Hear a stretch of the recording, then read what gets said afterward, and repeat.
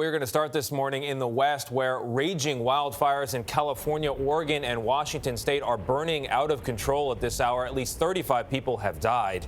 Officials describe conditions as, quote, apocalyptic. Smoke is creating dangerously bad air quality, including the worst air quality in the world in Portland, Oregon. That's according to one major index. Jonathan Vigliotti is near the front lines in Berry Creek, California. Jonathan, good morning to you. And good morning to you. There is an eerie silence among all of this wreckage. But when the fire ripped through, there was chaos. And we're hearing from one family that was separated in it all. A mother who made it off in her car, her young son, and his grandmother in another car. They didn't make it far, though, before they were engulfed in flames. Across the West, thousands of homes and families ripped apart as these wildfires continue to rage.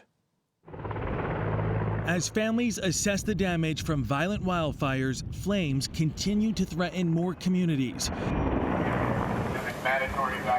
In Southern California Sunday, officials ordered additional evacuations due to the Bobcat fire northeast of Los Angeles. We're all living through very tough times, and then you superimpose upon it a devastating fire like this, and so it's hard. It's really challenging. Flames have decimated entire neighborhoods, and thick smoke is creating some of the world's worst air quality levels in Seattle, San Francisco, Los Angeles, and Portland, spreading unhealthy air conditions from Canada to Southern California. I've lived in Pasadena for almost 40 years now, and this is the worst that I've seen.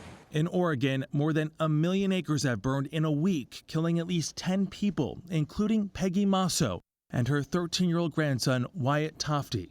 He was the sweetest child. Wyatt's great-aunt, Susan Vaslov, says the boy's father had left to get a generator when the fire moved in. As he made a desperate attempt to return, he stumbled upon a badly burned woman. She can't talk, but somewhere along the line, she either scribbles it or she whispers it, "I am your wife." So he didn't even recognize her. He left his wife, who escaped on her own with the paramedics, and tried to find his son, but the blaze had exploded. 2 days later, Wyatt, the couple's only child, was found with his grandmother in the family car with his dog in his lap.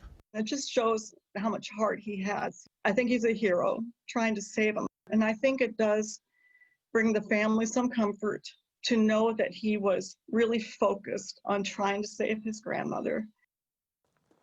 Wyatt's mother remains in the hospital. We don't know her condition and if she knows what happened to her family.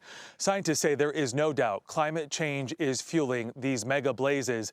The characteristic heat continues through much of today here in the northern part of the state. Meanwhile, the president expected to visit to be briefed on this disaster.